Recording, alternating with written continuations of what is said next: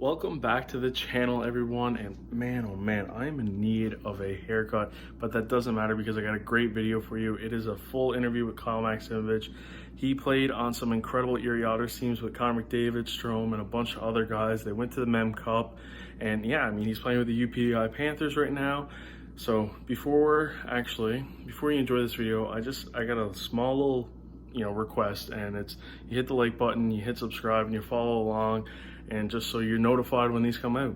Okay, enjoy. All right, so today I'm joined by a high-scoring winger who won an OHL championship, captained the Erie Otters, captured the heart of 67's fans, and is now an AUS All-Rookie with the UPI Panthers. Ladies and gents, it's Kyle Maksimovich. How you doing, bud? Doing good. How about you? Not too bad. Can't complain. So I mean, you grew up and you ended up playing minor hockey for the Toronto Marlboros there, which is kind of where everything really started for you, I guess. What was it like playing minor hockey with that organization? It was great. They're going into the organization. I knew a little bit. I was in minor autumn. I went in there, and I knew, they're a winning organization, and how they, draft players to the OHL and they move them on. So, my dad knew it was a good opportunity for me, and I stayed with them for 8 years. So, um, yeah, it was a great time. Is there any added pressure at that age where it's like, okay, I know this, I know this organization just produces, they have a history of producing top talent, guys who even go on and are dominant in the NHL? Um, I mean, I think at that age, you're not thinking about too much pressure yet. You're just thinking about, making the jump to the OHL first. And obviously, in the back of your mind, you want to play professionally. And you see all these guys like making the NHL and doing big things at the highest level. But yeah, I think at that age, for me at least, I was just taking it kind of one step at a time. But it was pretty cool. I mean, you got to watch, like, for example, Ryan Strome. I played with his brother Dylan in minor hockey, and we'd play at like 6 o'clock. He'd play like 8 o'clock. We get to stay, watch him after, and that was pretty cool aspect of it. Yeah. I mean, you got to take that step, like you mentioned, playing with teammates who like from minor hockey to the OHL as well. And I mean, there were guys who you played your minor hockey years with, and then also got to play with for the majority of your time in Erie, like Taylor Radish. What was that like? Just kind of going through the process with him too. It was good. So I've met Taylor when I was like 7 or 8 years old. His brother and my brother played together on the '96 Marlies for a little bit, and we kind of became really close friends there. Hang around the rink after our brothers or during our brothers' practices and games, and then playing together pretty much all of minor hockey. So um, being able to make the jump with him definitely made it a little bit more comfortable going into the OHL. It's a new setting for a young 16-year-old, and you don't really know what to expect. But having a close friend like that with you on the whole process made it a lot easier. hmm And so, like, when you got drafted to Erie, what were your initial thoughts? My brother was there. I already kind of had a picture of what the town was like, um, but I was excited. Getting to play when you're 16 or getting drafted, I think it's pretty cool for any what is it, grade 10 out there. So it was a pretty cool feeling. And then just getting to make the team, it was like a process for me to make the team, which was pretty cool. Um, but yeah, it was a very cool experience. hmm And yeah, I mean, within that Otters organization, you did get to play with your brother. Is that kind of like a childhood dream fulfilled in a way? Definitely. I think the only time we played together was like back in like house league kind of thing when my parents wanted us to be on the same team. So it was less driving, and I think they really appreciated a lot too, being able to play together on the same team in the OHL. hmm and I mean, you've mentioned Dylan Strome, and obviously, like your first year with the Otters was a pretty uh, I'll say hectic in the sense of like you got guys like Dylan Strome, Connor McDavid, DeBrincat, like a lot of eyes were on that junior team that season. And I mean, for you, that's like your introduction to the league. Just take me through all of that.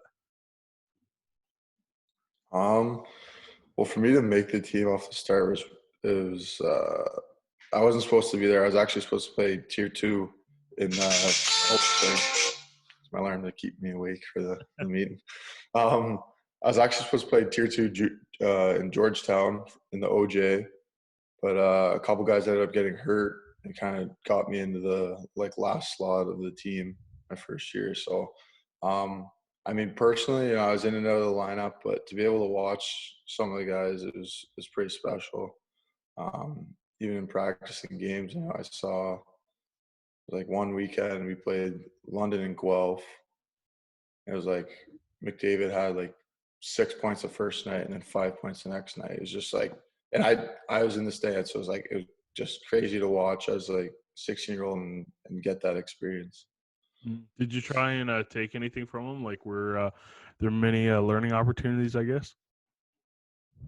Um, yeah, I think one of the biggest thing I learned from them or like kind of watched was, they're never satisfied, which is something I always think about. Like they'll have like I said, like a 5, 6 point game, they'll be happy. But if they think they could have done more, they'll come in. They'll still be a little bit upset or like still wanting to work. So I think that's something that's pretty interesting to follow or to take away from it.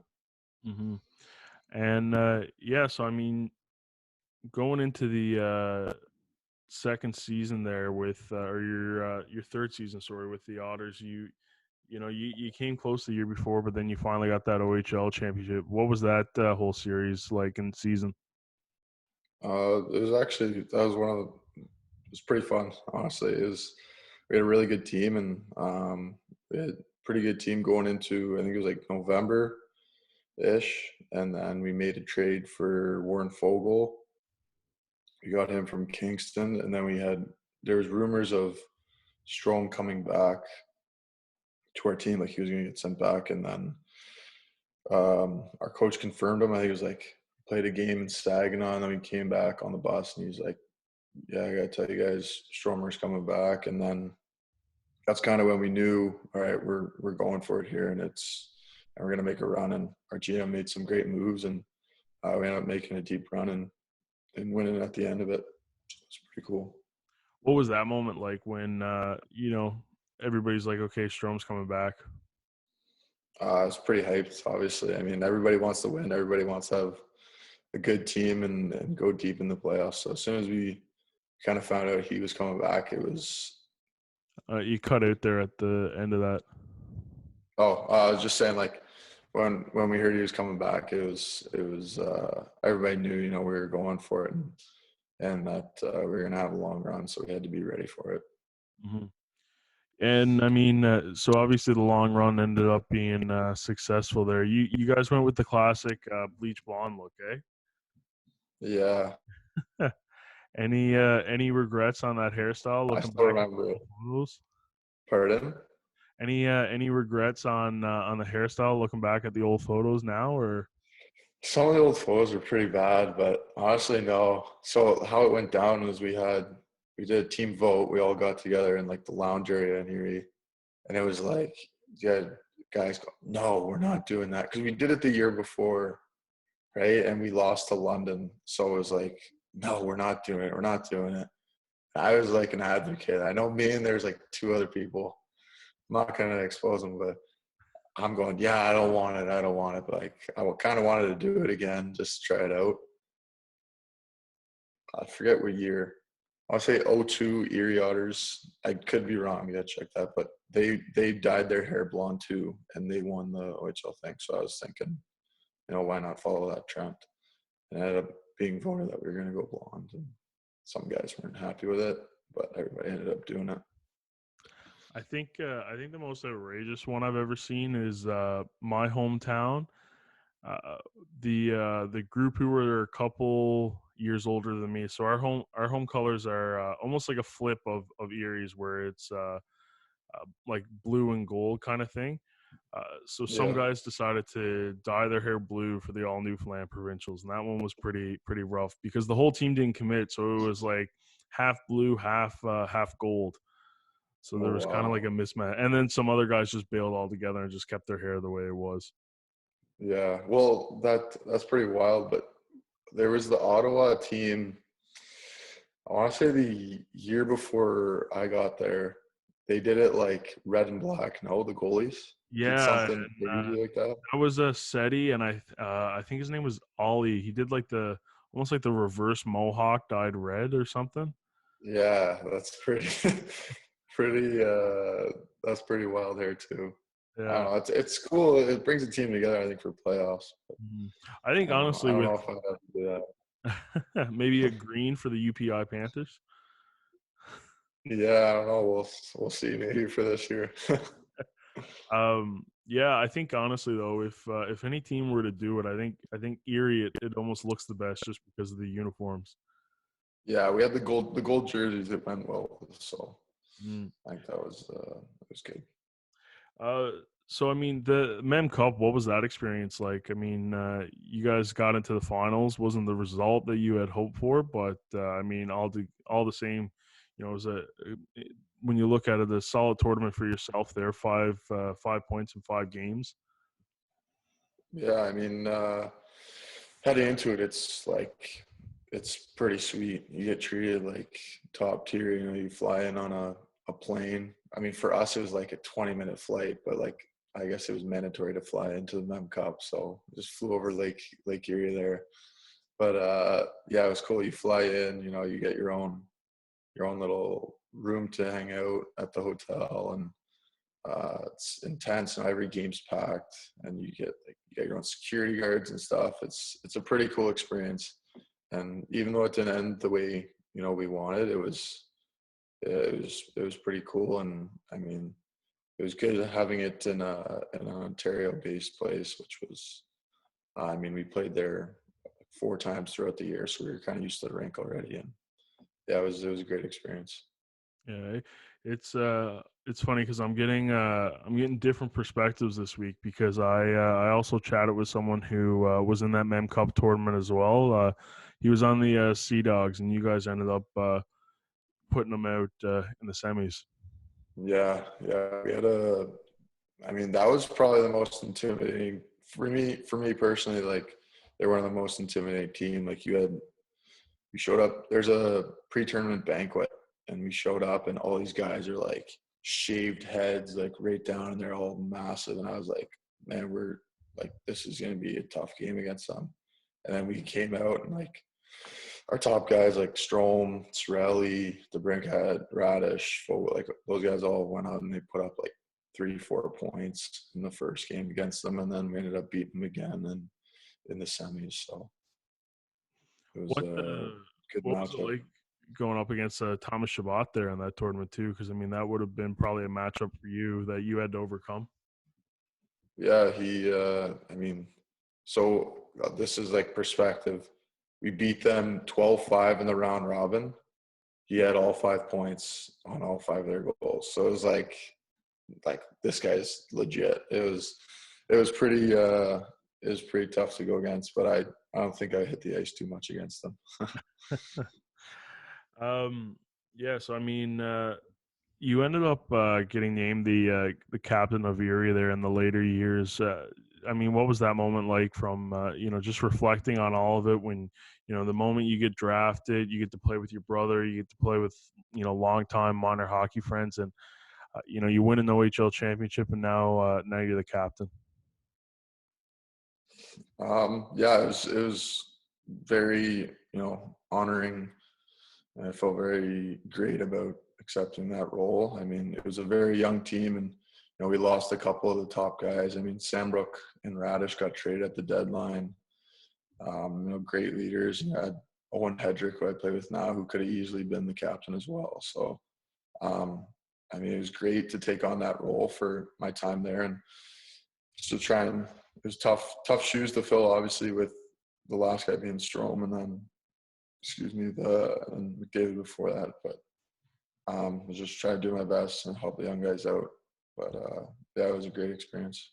What'd you learn from that role?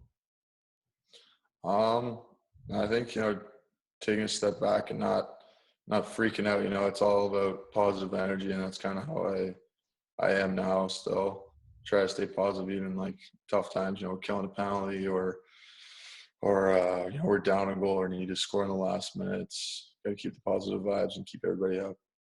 Hmm. So, I mean, throughout your junior career too, you got the opportunity to play pro, AHL, Rockford, 4 games. When you got the call that you were going to go up and start playing and for those games, what were your thoughts? I was excited, mostly nervous. I think it's a big jump, especially we weren't making the playoffs in Erie that year, so I got the call like with the last 2 games left of the season, and I was pretty nervous. I mean, you're going from playing with boys to men, and I just tried to take as much as I could away from the experience, and try to obviously make a statement. I'm here, and I'm gonna try my best to crack the lineup every night. But I think just watching them throughout the playoffs, I know I got moved to a black ace, and watching them play and how fast the game is, it really got me motivated to have a big overage season.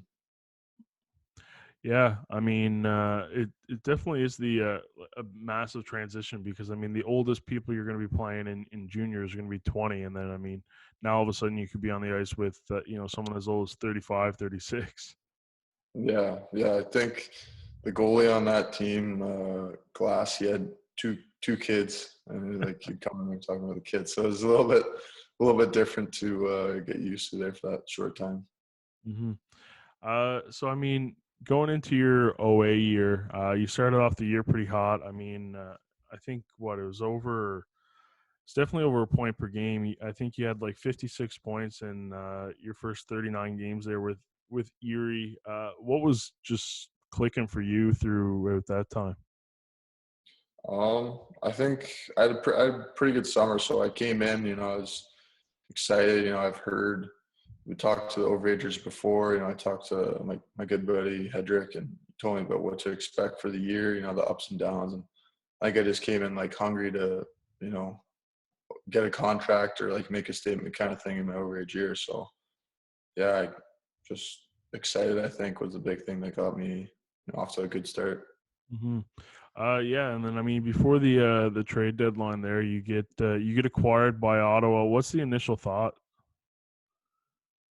I kind of knew it was coming in a sense. Like I was talking a little bit with my agent, and the GM was very open with me, obviously, about it. And like I, I knew that was kind of the spot I wanted to go. Obviously, I heard great things about Ottawa, like the coaches, and the whole environment there and culture. So I was a little bit nervous, but like when it finally happened, I was a little bit upset about leaving Erie where I'd been for 4 years, but obviously excited. I mean, we went on a pretty sweet run.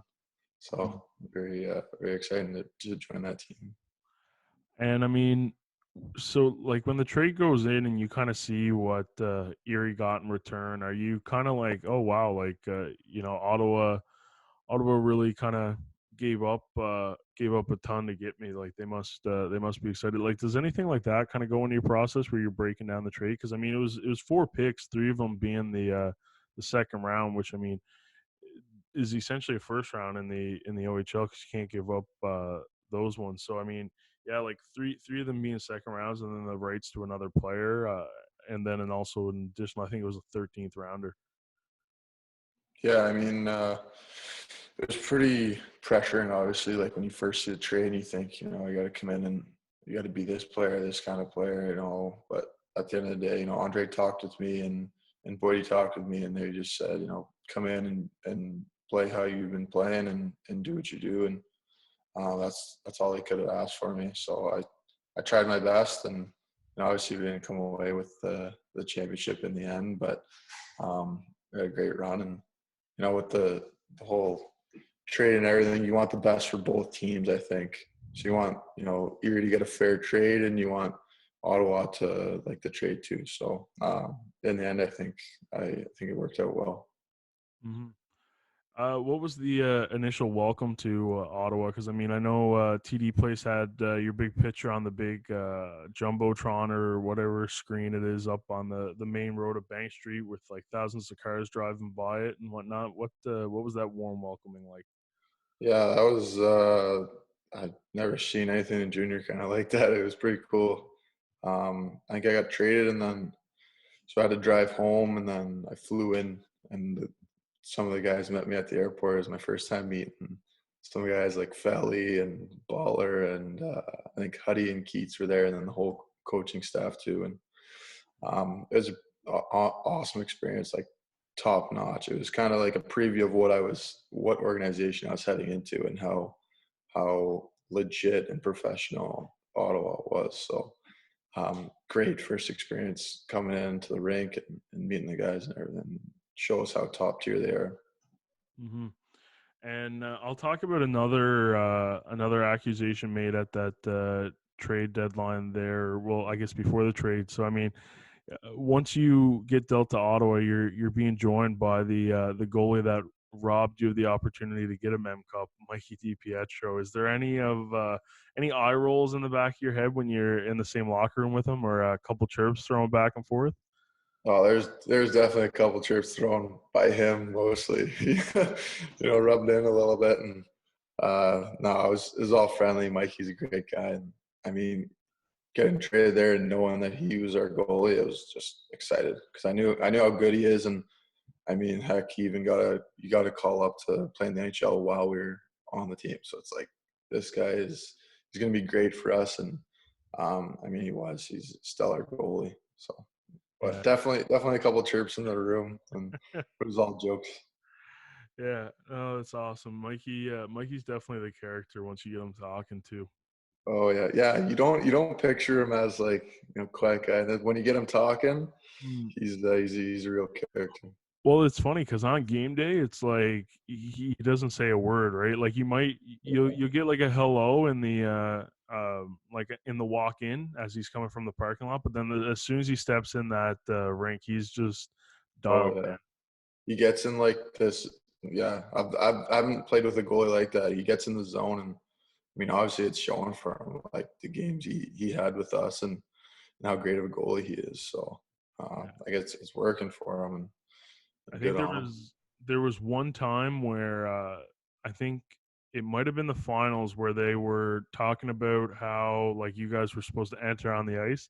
And I guess he was kind of locked in and didn't hear it, and he asked me to repeat what they just said. And I think that was the first time he ever talked to me like in the rink on game day, like before a Yeah, game, and I was like started panicking. I was like, oh shit, like I got to make sure I don't say anything stupid here. yeah. Give him the right information on it. Yeah. Yeah, No. no, yeah, he's dead silent. I didn't know that rate when I first got there. Like, I tried to talk to him once and just get like one of these. I'm just like, what? Like, say something, man. Like, what are you doing? But then I realized like it's his routine. It's like I'm not messing with that whatsoever. Yeah, for sure. So I mean, yeah, you go through the playoff run and you talked a little bit about it there, but just overall reflecting on all the years of junior, so the years in Erie, the championship, the trade to the 67s, what are some takeaways? I think definitely, obviously the run we had in 2017 to win. I think that was a great experience and being able to play with some of those guys. And then I think my last year, that was one of the most memorable. I think just because of the relationships I built in such a short time. Like we had our OA crew. I got to shout those guys out. Big T and Chico. I met those guys, and they're two of my best friends now. And I think that was a big part of what made Ottawa so much fun and comfortable on the team. Is having good friends like that, and yeah, I think Ottawa was a great experience for me. Yeah, that '08 crew was something special. I think I mean in terms of statistics and whatever like whatever it may be with the relationship there, I mean that in terms of utilizing your three OAs, I don't think the 67s could have, you know, dressed three better ones in my opinion. I mean that might be a little biased, but Yeah, no, it was we had a solid group. I mean, Felly was having like sick year. Chico was having a sick year, and I was trying to contribute too. So it was fun. And honestly, off the ice with those guys in the room and stuff, they're pranksters and it's fun. They're jokesters and whatnot. But it's funny. It was funny to be a part of. Who's the better prankster? Um, I don't know. They're different. Like Felly will drop the jokes, and then you got Chico pot stirring, egging people on for stuff in the background. So I think both of them are equally as funny. Yeah. What can you give me? Probably the best one they pulled off. I'm trying to think. It wasn't like a big prank kind of thing. It was more like we'd be hanging out at each other's house and like just little stuff to get each other going, and then you get one guy riled up and then the other two guys are laughing kind of thing. I don't know. It was just a lot of inside jokes between us. Yeah, for sure. Um, I mean, going into that summer now too. Interesting couple months for you and in your life. Take us through that summer there, because I mean, you were able to skate with the Blue Jackets for a little bit there as well.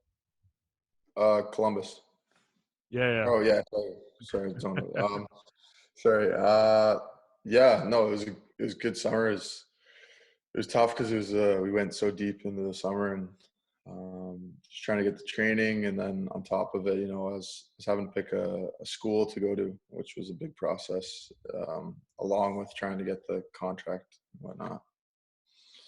So yeah, I mean, I didn't end up picking UPI as my school till towards the end of August, and I was listening to all the feedback from friends and family and scouts, and talking to coaches on what they think, and I ended up choosing UPI as a school. And then when I think I went there for about a couple days, and then I had to leave for Columbus's camp, and that was another great experience. yeah. Explain that camp for people who don't understand like what it is, because I mean, when some people might look at it, they're like, well, he's already committed to UPI, and like the camp, it comes kind of like after that process. Some people might kind of question I Yeah, guess the relevance of it, more or less. yeah. So it's everybody. If you're going to a camp, your main goal, especially in September, obviously your main goal is you want to sign a contract. Whether that's you want to sign a contract that you're willing to take, obviously. And yeah, so for me, it was I kind of picked school as a backup plan. If I got the contract I wanted, I was going to sign it, but I didn't end up getting offered. So after about a week at camp, I came back and then just joined the UPI team and continued with school. But as you're away at the camp, you still get your online, you're still getting your classes, still got to do the schoolwork just in case kind of thing. And you got to be prepared in all aspects. So it's tough to juggle, but I figured it out, and it wasn't too bad. Yeah. What'd you think when you got tossed the 87 number? Oh, it's like, come on, man. Like I don't want to disrespect anybody by wearing this. Like, I don't know. I thought it was pretty funny at Yeah. first. I know You, I posted on Instagram, and like everyone's commenting like Sid. That's like a joke. So I had to uh, take the heat for it. that's always a tough bit, eh? You just kind of want to go in, go under the radar, kind of do your thing, and impress with maybe like a 64 or a Yeah, 58. Then you get yeah, tossed the exactly. old 87. Yeah, it's tough. Tough to. Obviously, it's a great number because of who wears it, but I had no business wearing that. Yeah. So I mean, you mentioned it, and it's come up a little bit, just kind of subtly there. UPEI was the school you decided to go to. How come? You know, I went on a tour. I want to say sometime in July. I went on a tour there and had a great experience. great coaching staff. I think Forby was one of the big reasons why I went there. He showed me how great of a program it's going to be and how great it is already, and the opportunity to play in nationals with all these eyes watching you next year. And then on top of it, I had one of my best friends there, Owen Hedrick. So he showed me around town, showed me uh, good restaurants, how beautiful it is, and that. And I think that's kind of what drew me in. Hmm. I mean, it's in that AUS league, which is essentially one of the more dominant ones for AU sport. You got powerhouses like UNB and Santa Fe who have really well established their programs. What's it going to take for UPEI to get to that standard and you know walk away with an AUS title and then hopefully a national gold? I think it's just building the culture. I think we got a great culture right now, and we got a great core group of guys. So I think it's about who our coach brings in, and I think really coming together. I mean, UNB has been a powerhouse for quite a number of years, and they just got Austin Keating there and a couple other OHL guys. So they're always going to be a great team, but I think it's going to take coming together and having that right set of guys to um, work together and hopefully win. Yeah, I mean, you mentioned that Austin Keating was one of their newest recruits, and I just did an episode with him.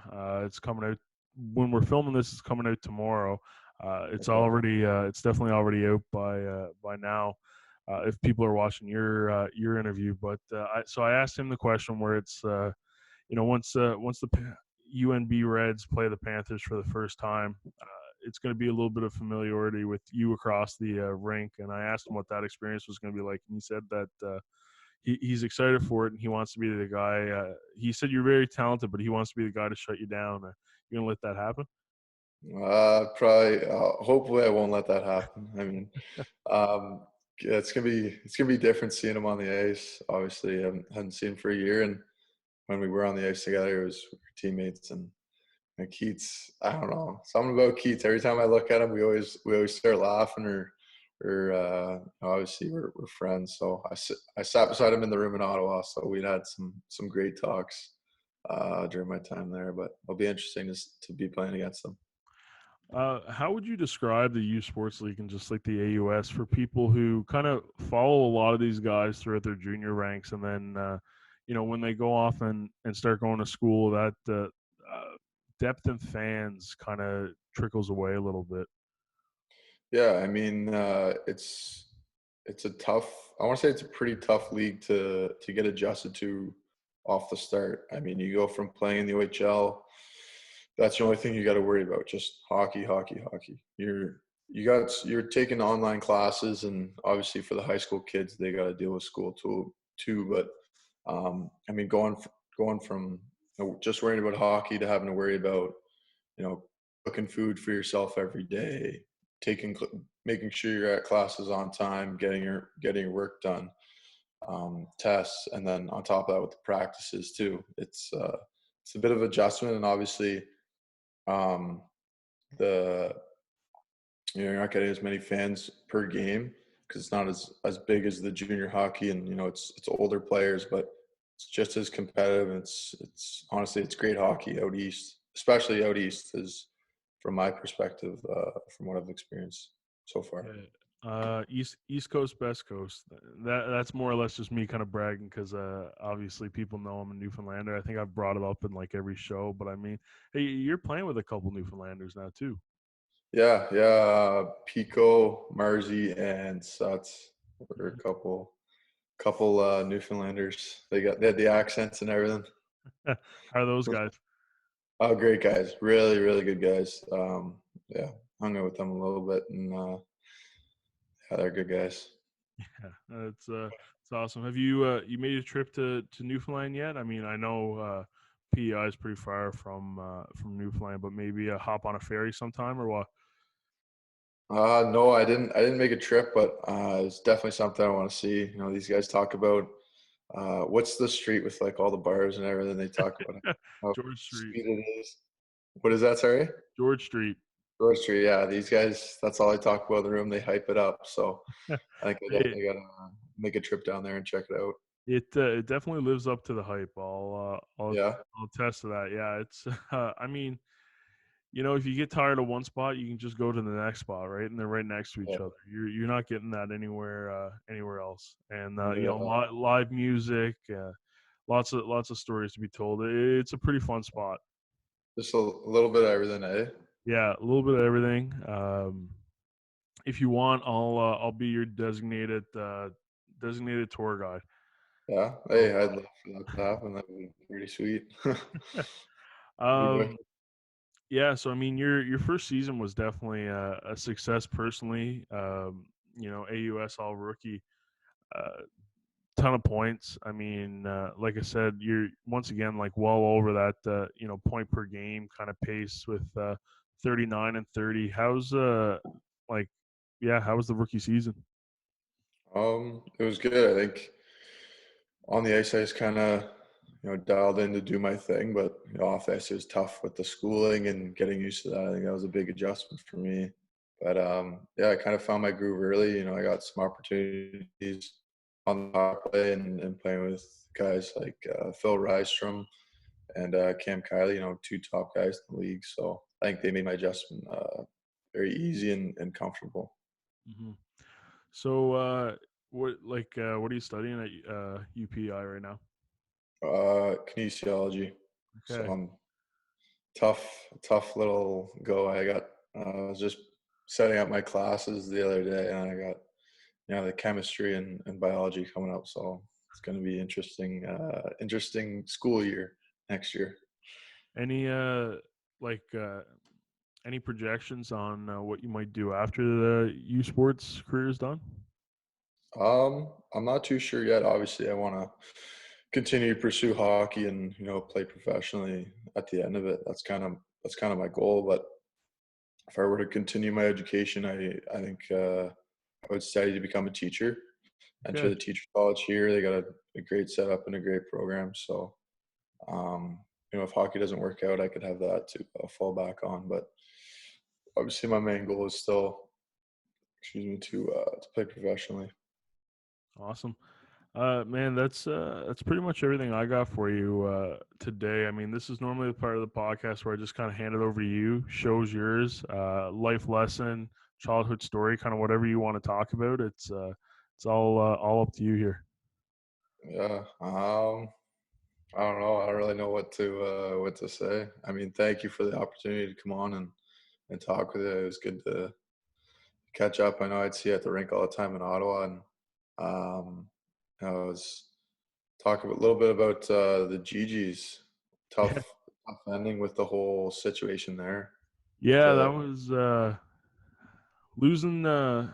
Losing in the final hurts a little bit more when it's three overtimes in, right? But yeah, and then of course the U Sports championship getting canceled, that was tough for the guys, right? I mean, yeah, I'm not even going to try to imagine how they must feel. I mean, you kind of dedicate 4 years to rebuild something and to finally get the opportunity of where you want it to be at, where which was at the Nationals, and it's unfortunate that they didn't even get that first game in, right? So yeah, but yeah, that's the world we live in right now. But yeah, it was still. I mean, for me, it was an incredible run with a great group of guys too. It was something special. A lot of guys in that locker room who came from a lot of different areas and a lot of different backgrounds, and a lot of guys who fought to get to that spot too. Right? I mean, you're seeing now more and more U Sports teams kind of recruit the high, major, junior, like OA guys, right? And yeah, there were a lot of guys on that team who were playing in the Maritime Junior Hockey League, right, and just kind of took yeah, the uh, I'll say untraditional route of it all, and now to see those guys find pro deals over in Europe, it's really exciting, right? And I couldn't be yeah. prouder and happier and excited to kind of see what they have going on.